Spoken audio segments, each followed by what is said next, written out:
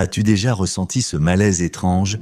Tu es face à une personne qui sourit, qui parle gentiment, mais quelque chose en toi murmure « il y a un problème ».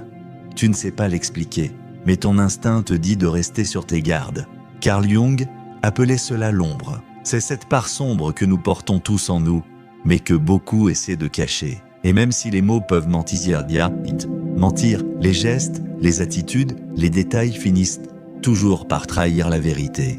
Aujourd'hui, j'aimerais partager avec toi 8 signes clairs qui montrent qu'une personne proche cache peut-être une hostilité envers toi. Des signes subtils, mais révélateurs. Et crois-moi, le 8e est le plus perfide.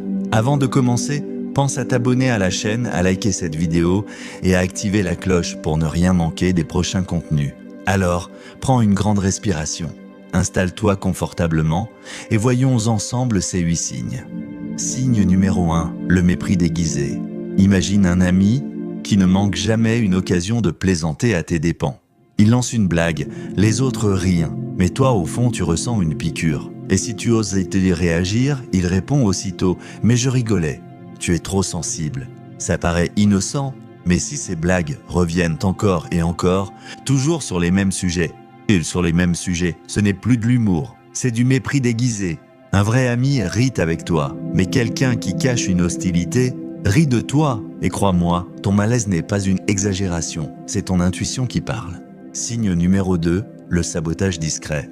Parfois, l'hostilité ne crie pas, elle murmure. Elle s'exprime par de petits accidents répétés. Un message important qu'on oublie de te transmettre. Un conseil qui te met dans l'erreur. Un rendez-vous mal noté, pile le jour où tu avais besoin de soutien. Pris séparément, ça semble banal. Mais quand ces oublis se répètent, toujours au mauvais moment, ce n'est probablement pas un hasard. Pose-toi la question, est-ce que cette personne m'aide vraiment à avancer? Ou est-ce que, subtilement, elle place des pierres sur mon chemin? Signe numéro 3, la compétition silencieuse. Tu partages une réussite avec enthousiasme. Peut-être une promotion, un projet réussi, un rêve qui se réalise. Et tu attends ce sourire sincère, cette joie partagée. Mais à la place, tu reçois une comparaison. La personne répond « Ah c'est bien, mais moi tu sais, j'ai fait ça ». Et tout à coup, ta victoire n'a plus de place. Cette compétition invisible est un poison. Elle vient de l'insécurité. Au lieu de se réjouir avec toi, l'autre cherche à prouver qu'il fait mieux. Demande-toi, est-ce que cette personne célèbre mes victoires ou les transforme toujours en concours? Signe numéro 4, le faux soutien. Tu traverses une période difficile. Tu as besoin d'une oreille, d'un appui, et la personne te dit « Courage, ça ira » mais disparaît aussitôt. Ou bien, lorsque tu réussis, tu sens que son enthousiasme sonne faux. Les mots sont là, mais le ton est vide, comme une pièce de théâtre jouée sans conviction. Le masque finit toujours par glisser. Avec le temps, tu remarques que ces personnes ne sont jamais vraiment présentes, ni dans tes moments d'échec, ni dans tes moments de lumière. Signe numéro 5. Le contrôle déguisé en bienveillance. Ah, celui-ci est subtil. Il y a des gens qui veulent te diriger sous prétexte de vouloir ton bien. Ils te disent comment tu devrais vivre, quoi choisir, qui fréquenter. Et tout ça, bien sûr, parce qu'ils s'inquiètent pour toi. Mais écoute bien ton ressenti.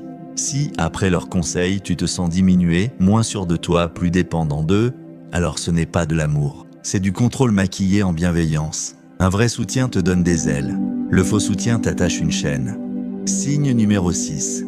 Les ragots dans ton dos. Quand quelqu'un n'ose pas t'affronter, il choisit une autre arme, la parole. Mais pas en face, derrière toi. Ces personnes parlent de toi aux autres. Elles sèment de petites critiques, de fausses confidences, des demi-vérités. Et peu à peu, sans que tu comprennes pourquoi, certaines personnes commencent à changer leur regard sur toi. Tu sens qu'il y a eu un mot glissé, une graine plantée. Et tu réalises que cette personne que tu croyais bienveillante mine ton image à ton insu. Signe numéro 7, l'incapacité à se réjouir pour toi. Regarde autour de toi, qui se réjouit vraiment quand tu réussis. Un vrai ami sourit sincèrement, il vibre avec toi. Mais quelqu'un qui cache une hostilité ne sait pas cacher son malaise. Tu annonces une victoire, il répond par un « Ah, c'est bien » puis change aussitôt de sujet. Ou bien, il minimise « C'est pas grand-chose ». Tu aurais pu faire mieux. La jalousie se trahit toujours dans ces petites phrases. Coup d'épingle, sourire forcé, silence froid. Signe numéro 8, le langage corporel. Et voilà, le signe le plus perfide.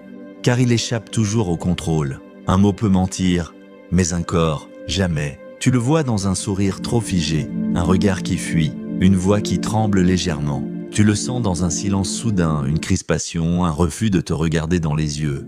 Carl Jung le disait, l'inconscient et le corps parlent plus fort sinon parlent plus fort que la bouche. Et quand une personne essaie de cacher ce qu'elle ressent vraiment, son corps finit toujours par la trahir. En conclusion, si tu ressens ce malaise, même léger, écoute-le. Ton intuition est ton meilleur guide. Les mots peuvent tromper, mais les détails, les gestes, les silences révèlent toujours la vérité.